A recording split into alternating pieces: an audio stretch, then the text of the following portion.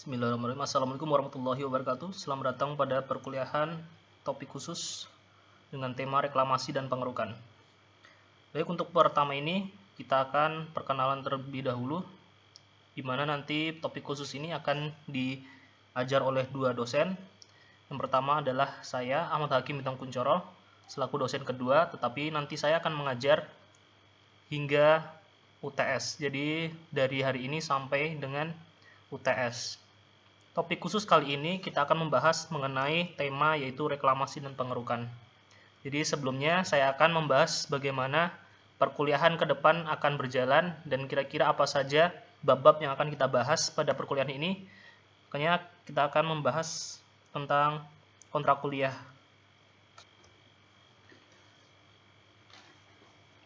Jadi untuk pertemuan awal kita akan membahas kontrak kuliah, di mana perkuliahan ini akan dilakukan selama 1 semester ke depan, tetapi nanti akan dibagi menjadi 2 dosen. Yang pertama saya, selaku dosen kedua, di mana beberapa mata kuliah atau beberapa tema yang akan dibahas, yaitu pertama adalah dari dua sisi, yaitu dari sisi darat dan juga sisi laut. Nanti saya akan membahas tentang di sisi laut. Untuk sisi daratnya nanti akan dibahas oleh Pak Kusrin terkait dengan bagaimana teknologi reklamasi, terutama bagian geoteknik. Saya lebih pada teknik pantainya dan juga mengenai suatu kegiatan yang terkait dengan keairan. Jadi apa saja sih yang akan dicapai oleh perkuliahan kali ini? Yaitu adalah saya jelaskan dulu ya deskripsi singkatnya. Jadi setelah perkuliahan ini dilakukan, diharapkan mahasiswa mengerti khususnya pengembangan sumber daya air pantai berupa reklamasi pantai, mengetahui faktor utama yang dilakukan reklamasi pantai, tata letak, metode perencanaan, pendanaan, pelaksanaan, dan pengelolaan daerah reklamasi pantai, mengetahui beberapa jenis bangunan pelindung pantai, material yang digunakan, serta cara merencanakannya. Untuk tujuannya sendiri ada beberapa, yaitu yang pertama adalah diharapkan mahasiswa mampu menjelaskan apa itu pengertian reklamasi dan juga bangunan pelindung pantai. Kemudian mengerti faktor penyebab atau bagaimana faktor yang menimbulkan suatu kegiatan reklamasi. Kemudian juga ada bagaimana proses pengerjaan reklamasi itu, terutama bagian untuk mencari suatu material yaitu pengerukan, dan juga bagaimana proses penimbunan untuk membentuk suatu pulau yang baru. Kemudian adalah metode percepatan pematangan timbunan, bagaimana pemadatan itu dilakukan, bagaimana percepatannya, nanti itu akan dibahas oleh Pak Kusrin. Jadi kemudian selanjutnya adalah desain water level. Apa itu desain water level? Diharapkan juga mahasiswa mampu menjelaskannya.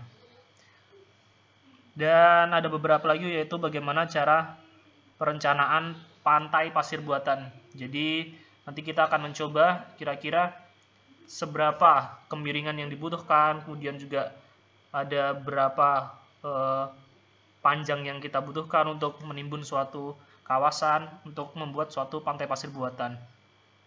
Dan ada beberapa lagi, yaitu tentang perencanaan pemecah gelombang. Jadi jika kita bangun suatu reklamasi yang khususnya pada pantai dengan gelombang yang cukup tinggi, diharapkan bisa dibuat suatu bangunan pemecah gelombang yang dapat melindungi dari terjangan gelombang terhadap pantai buatan atau daerah reklamasi yang telah kita buat, sehingga dapat tetap sustainable.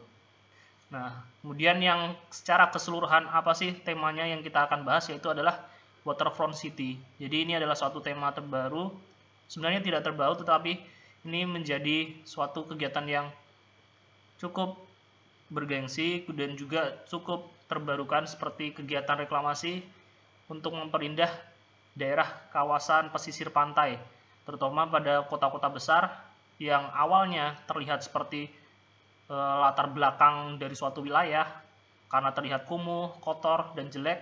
Tapi di sini kita bagaimana kira-kira bisa mempercantik daerah tersebut, sehingga diharapkan laut atau pantai itu bisa menjadi suatu halaman depan suatu perkotaan, sehingga dia bisa terlihat bagus, terawat, dan juga bisa mendatangkan suatu keuntungan bagi daerah tersebut. Untuk perkuliahan yang akan datang, Di sini sudah saya perlihatkan ada beberapa materi yang kita akan bahas, di mana nanti pokok bahasannya bisa dilihat ya, dari tema ke-1 sampai tema ke-16. Jadi di antara tema itu juga ada UTS dan UAS. Untuk pertemuan dengan saya, Ahmad Hakim Takuncoro, Pak Kun, bisa dilihat pada tabel paling kanan, kolom paling kanan. Di situ terbagi menjadi 2 dosen, yaitu dosen pertama sebenarnya Pak Kusrin, tetapi beliau mengajar nanti setelah UTS. Untuk tanggalnya diharapkan ini sesuai dengan apa yang telah ada pada portal kalian atau e-learning. Dan kemungkinan jika ada suatu kegiatan atau suatu tanggal merah, mungkin akan dikabarkan lebih lanjut lagi. Untuk sementara, tanggalnya masih seperti ini. Ini referensi yang kami pakai. Nah, untuk mekanisme penilaian, ada beberapa yang dinilai pada perkuliahan topik khusus kali ini. Jadi, ada 4 aspek yang dinilai. Yang pertama adalah ujian akhir semester, bobotnya 40%, ujian tengah semester 30%, tugas dan kuis 20%, dan kehadiran 10%. Ini nanti akan dibobot menjadi 100%, tapi nanti untuk pada pengisian nilai kalian, kami hanya menilai langsung 100%-nya. Jadi karena di penilaian SIA itu ada 4 aspek ini, tapi bisa diatur menjadi salah satunya menjadi 100%. Nah, itu tetapi kami sudah sesuaikan bobotnya, nanti 100%-nya kami isikan. Sehingga nanti kalau ada perubahan nilai atau ingin mengadu kira-kira nilainya tidak sesuai yang kalian perkirakan, nanti kami akan jelaskan dan juga bisa kami ganti atau kami perbaiki sesuai dengan kenyataan yang ada.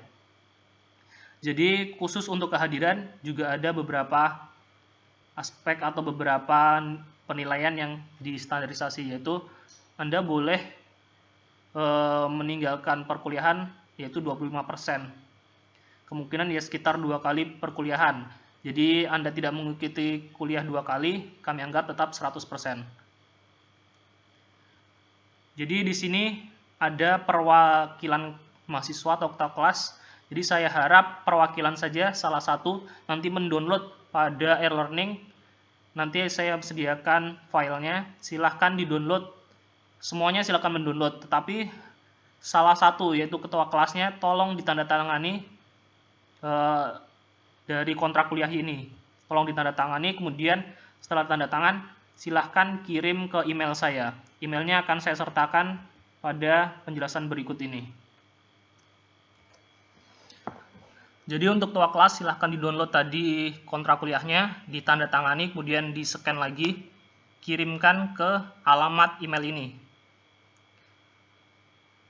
Nanti saya akan print untuk diserahkan ke tata usaha.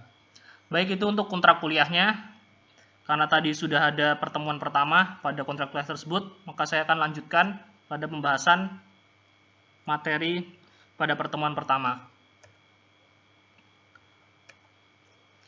Jadi untuk kali ini kita akan membahas tentang desain water level. Jadi elevasi muka air terencana, di mana fungsinya ini adalah sebagai acuan pembuatan suatu bangunan pada tepi pantai. Jadi di sini ada beberapa penilaian atau beberapa aspek yang dihitung. Yaitu yang pertama adalah gelombang yang diakibatkan tsunami, kemudian ada wave setup, wind setup, dan global warming. Nah, itu nanti akan menjadi standar desain atau elevasi yang mendasari ketinggian suatu bangunan air yang akan kita bangun. Di sini juga ada mean high water level dan juga high highest water level. Ini apa nanti akan kita bahas selanjutnya.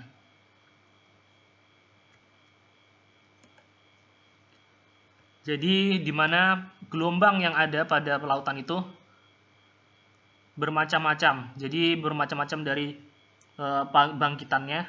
Kalau gelombang yang biasa itu biasanya diakibatkan oleh suatu dorongan angin, tetapi juga ada suatu perhitungan di mana pada suatu daerah berpotensi tsunami itu juga akan jadi suatu perhitungan. Tetapi ini